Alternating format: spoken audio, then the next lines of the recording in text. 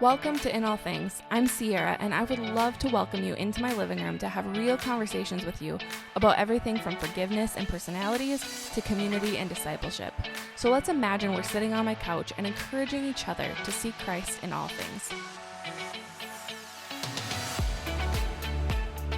Welcome to our first guest episode of 2022. I am looking forward for you guys to hear this discussion that I had with my good friend Lindsey. She has actually been on the podcast a couple other times, but never solo before, so I'm really excited about this. She was on with her husband, Mike, this past summer to talk about marriage, and she was also a part of a Q&A panel we did this past fall. But we are talking today about peer pressure as adults, and I really hope you guys enjoy today's conversation. Hey, Lindsey, welcome back to In All Things. Hey, glad to be here. Can you just reintroduce yourself for the people who maybe haven't listened to your other podcasts? Yeah, absolutely. So I'm Lindsey. I've been Sierra's friend for what now, like almost 9 years or going on that. Yeah. Yeah, it's crazy. I am a South Dakotan at heart. Love it there. I've been living in Minnesota for the last, almost 9 years. I am married, have a almost 1-year-old little boy at home. That I absolutely love to death. I also work for a trucking company and just enjoy time with my family. Awesome. I'm excited to do this episode with you. Yeah, thanks. Me too. So if you are listening to this episode and you looked at the title and was like, why are they talking about peer pressure? Because we're not in high school anymore. I'm going to tell you that we are not surprised that you think that. As Lindsey and I kind of began talking about this, we realized that even though peer pressure is often a topic that's mostly talked about to middle schoolers and high schoolers, we've kind of found in our own lives that we've encountered peer pressure in adulthood a lot more than we did as teens. So we kind of just wanted to chat about what that looks like today and how we can handle that in our lives. Yeah, no, absolutely. I think oftentimes it's because peer pressure is talked about more in high school. You know, it's like, okay, which friends groups to maybe stay away from, which, activities to stay away from, whether like when you go to adulthood, there's no more talking, you have the internet, you have work and maybe school or whatever you're thrown in, but it's not talked about as much, I think that it just feels like it's expected that we just know who to choose as friends, or we already know what's right and wrong, and probably the majority of the time we do know that, but it doesn't mean that we don't still feel pressure from other people, whether it is our friends, whether it's from society or things that we see on Instagram. Yeah, and I think oftentimes too, when you're set off into your adulthood and stuff, people tell you, okay, go off and, you're going to make mistakes. You're going to find yourself. And, why those things are okay, sometimes I feel like we can kind of get lost in maybe the pressures of trying things, because that's what people are telling us to do. They're telling us to go and try things, whether it's parties, whether it's different types of friends groups, whether it's trying, new relationships that maybe we shouldn't be digging ourselves into. And, because we're like, oh, I want to experience this and I want to experience that. But really we're just damaging our hearts and we're putting ourselves further and further away from the Lord. That is so true. As I was thinking about this, and we even talked about this before we started, is, what is peer pressure? Well, it's pretty self-explanatory, but it's feeling pressure from those around us to do a certain thing or be a certain way.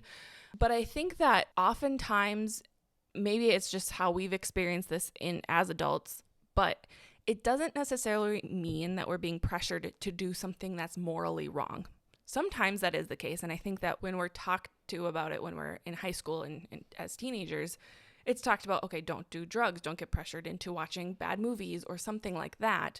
And yes, that's applicable, but oftentimes it's not necessarily morally wrong, the things that we're being pressured into. It's just something that might not be right for us personally and what the Lord is leading us to at that point in our lives.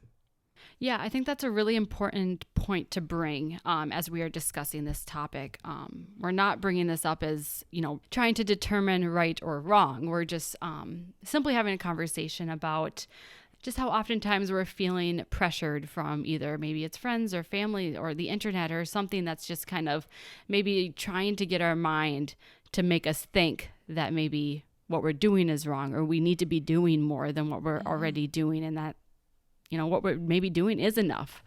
I'm in the season of motherhood right now, and my baby's has been under a year old. And so I've been, I'm joining some of these mommy blogs or mommy groups or whatever. And they're all, they list questions, which I think is great, to get, another mom's advice and everything like that. But I think oftentimes too, it's like, oh my goodness, you go and you read the comments and it's, I do it this way, I do it that way. My baby was sleep trained by 6 months. He started solids at 4 months, or he's walking by 9 months. And then, other moms are like, well, my baby is only 8 months and he's not walking yet. Is that normal? And you find yourself down this like rabbit hole and just thinking like, oh no, I'm not doing something right. I should have done more tummy time. I should have done more, and we have to reel ourselves back in and look at it as like, no, while every baby's different, every baby's going to develop differently, just like every mom's different. Every mom likes to parent different, or how it works for their household, and I think it's oftentimes we're just comparing ourselves just a little bit too much. And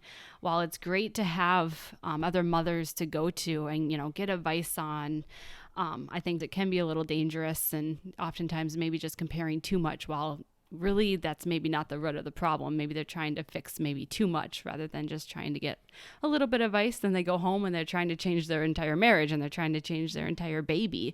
And I think that can just get a little scary. Yeah, there's a lot of pressure in parenthood. No, there's a lot of pressure in parenthood in general. Yes. And you're putting a lot of pressure, or every mom is putting a lot of pressure on themselves. And then you add 13,000 other opinions from family, from friends, from strangers on the internet. Probably doesn't help much.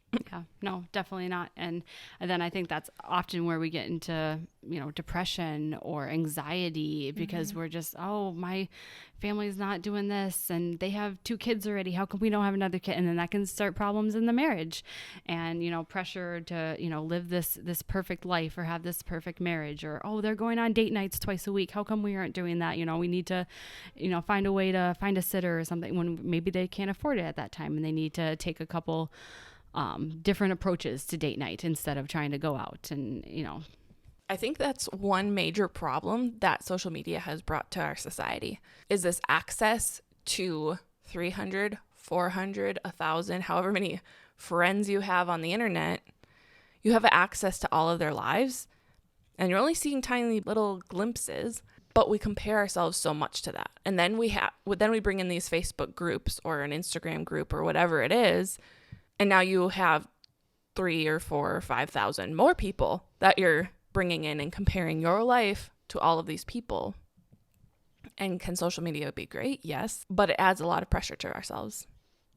Yeah, no, I think pressure is a great word for this, which is why we're calling this episode Peer Pressure. It's the pressure of it all. It's the pressure to maybe work full time, plus, try to fit all this stuff in with your kid or with your husband. And while maybe it's too much, is because we're trying to just keep up to the ways of the world, or maybe we just need to just keep up to the ways of our family and our pace. And yeah, for sure. One of the things that I've encountered as just a young adult, I had a group of friends who they were a few years older than I was, and a few of them owned houses. And I remember them talking about and heavily insinuating that you don't reach a certain level of adulthood until you own a house and can take care of a house by yourself. And a little over a year ago, I started the process of looking for a house to purchase. But after a few months, I was like, I really don't want to make this decision right now. And I realized I was putting myself in that situation because I was feeling that pressure that I wasn't an actual adult, because I was just living in an apartment, renting an apartment. And I just came to this realization that, because it wasn't that conscious choice that I was making, but I realized I'm not less of an adult because I don't own a home. This is not the time to be owning a house by myself, making that decision on my own right now. And so I took a break, and I am still renting an apartment, but I'm still an adult. And it's just like, if you listen and you allow these outside voices to influence you, you can be putting a lot of pressure on yourself, and you can be putting yourself in a situation that is outside of God's timing for your own life. Right, absolutely. And I remember you going going through this situation, and we'd be talking on the phone, and you just be going back to prayer. And I think ultimately that's what we need to be going back to. You know, we don't need to be going back to these Facebook groups. We don't need to be going back to how many likes we got on that photo versus how many likes I got on this photo versus what this person said maybe and what this person said. Really, we need to be going back to the Lord, and maybe our parents, or maybe our spouses, you know, those key people in our life that's going to root us back to the Bible or back to prayer. Because, you know, I know that's what you were going to. You're like, oh, well, I'm just going to pray on it. You know, it wasn't, oh, I'm going to go write a post about it on Facebook and see how many likes I get, you know? So while it's good to get others' opinions, you know, it's just something to be cautious of, because sometimes they can get our mind more racing, and then we just keep looking and we keep looking and we keep looking. And then before you know it, we're anxious and we're maybe depressed because, oh, I don't have it now. And it's not right now. But maybe God's telling us, no, it's not right now. But we just need to keep holding out for what's to come, and what moment you're in, and enjoy the moment you're in, because you don't know, when it's going to be gone, and you're going to be on to the next season of life. And maybe you're going to be in that house. Right. Exactly. And then you're going to be looking at a new roof. Yeah, and then you're going to be wishing you're still in your apartment, you know?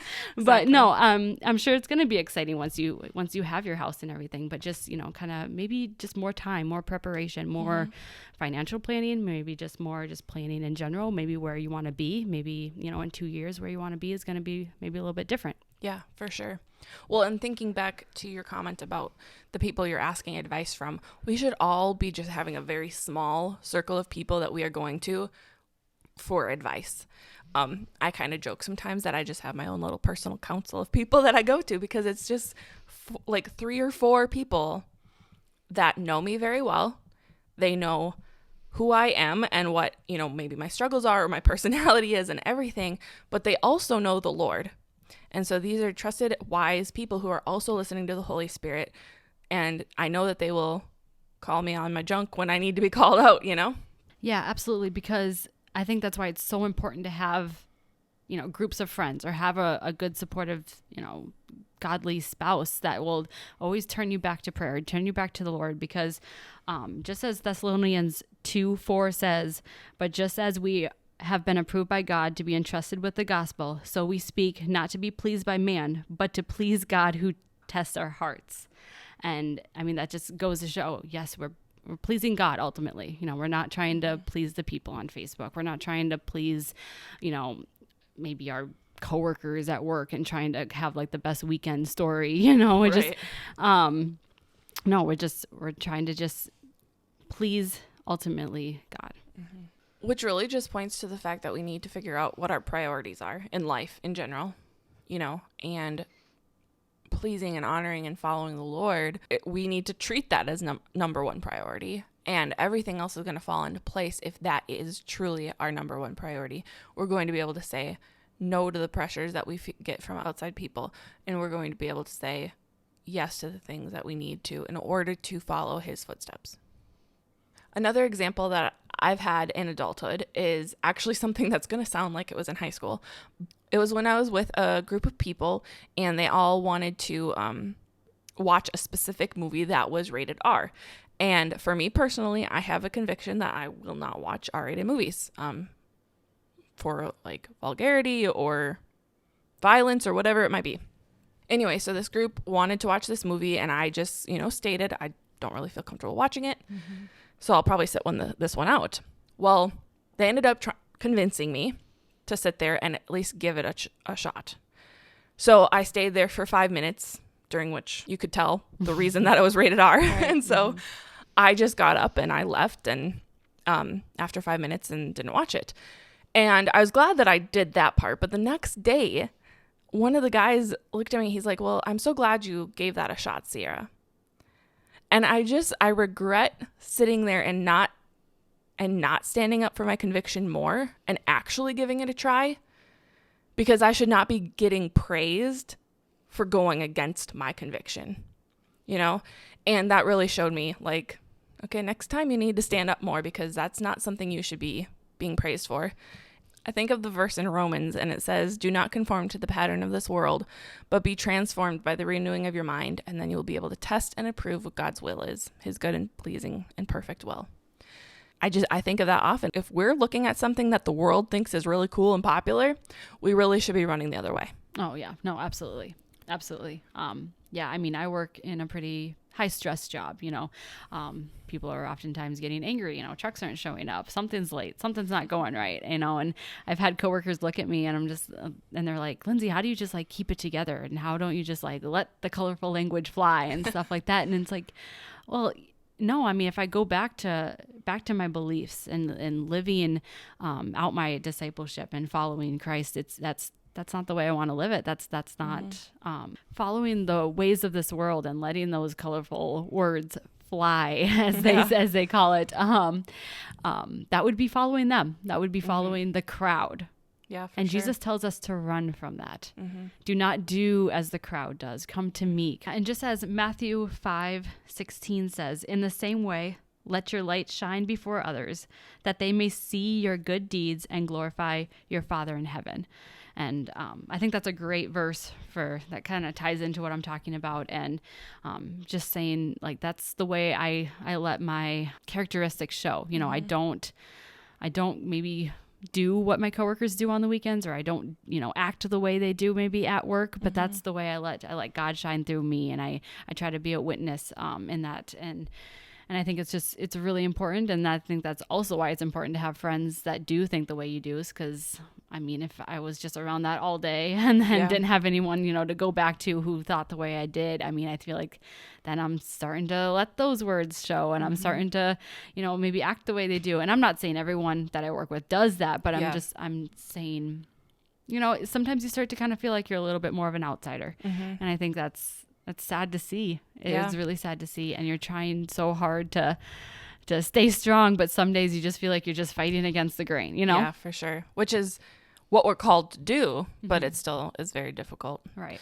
In 1 Corinthians, it says, bad company corrupts good character, which is really, it's very true. Oh, yeah. Because if you surround yourself, like Lindsey just said, with the wrong crowd, and that's what we heard in high school and middle school about this topic, was be careful who you surround yourself with. And you just, like, it solidifies as an adult, like, that's so important.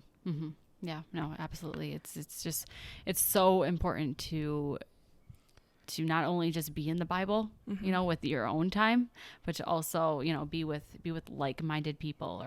And I think that's why it's important to have the same views with your spouse, or maybe you're not even married. If you're in a relationship, that's why they say it is important to be equally yoked, have the same views, have the same goals, and the way like you kind of live your life, because if your spouse is wanting to go out and party every night or hang out with the wrong crowd, and you're wanting to go to church on Sundays, and your spouse isn't willing to meet you with that, that's going to cause problems. That can cause peer pressure for yourself. You're starting to like, oh, okay, he's wanting to stay home or she's wanting to stay home, so I'm just going to start staying home with him. And then that starts trickling down. And at that point, yes, you're in a marriage. So that's something you maybe need to seek out counseling for, and lots of prayer and finding mentors to try to get yourselves, back on track. But if you're in more of a dating relationship, that could be like a big eye opener. I'm like, okay, he's not wanting to come to church with me. He's not wanting to open the Bible with me and to work on things. Maybe that's something I need to be praying about. And maybe this relationship isn't going to go forward like I think it is, so different spectrums there, or different situations there that I think is important to realize. But, that can be a big peer pressure thing too. It's not always friends. It's oftentimes goes back to relationships and dating and in marriage. So for sure. I think one thing that is kind of the cause of a lot of people giving into peer pressure right now is FOMO, or the fear of missing out. And that is just, it's such a big thing which is exaggerated by social media. Or the fact that everybody needs to know what's going on at all times. I think we could just do an episode on social media. We should do that. Yeah. That's peer pressure in and of itself, right? Right. Yeah, exactly. But we want to be a part of whatever's going on. If it's with our friends that are going out partying, if they're going to a movie or whatever, or they're all getting married, and they just want you to have the same, like, it doesn't matter what it particularly is, but we just have a fear of missing out. in life. Okay. And then I think we just need to realize, what is this fear? You know, we need to break it down. What are we fearing? Are we fearing that, you know, we're not going to be in that friend group anymore if we don't do this? Are we fearing that, oh, I'm not going to get this many likes on Instagram if I'm not doing this?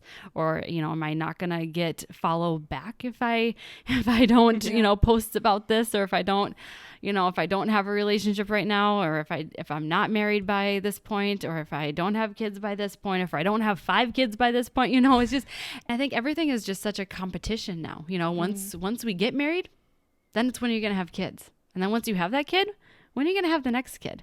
You know, or when are you going to get that promotion? Or, you know, when are you going to get another house? Or when are you going to get a bigger house? Or when are you going to get that next new car? You know, because everything's coming out with the new stuff, you know, and that's where marketing and social media and everything just comes into place, because everything's just out there. So we see like, oh, that's the new car out there. Well, I don't want mine anymore. That's been sitting in the garage for 2 years or whatever. Like I want the new one. Yeah. And I think the other question we need to ask ourselves is, what are we actually missing out on?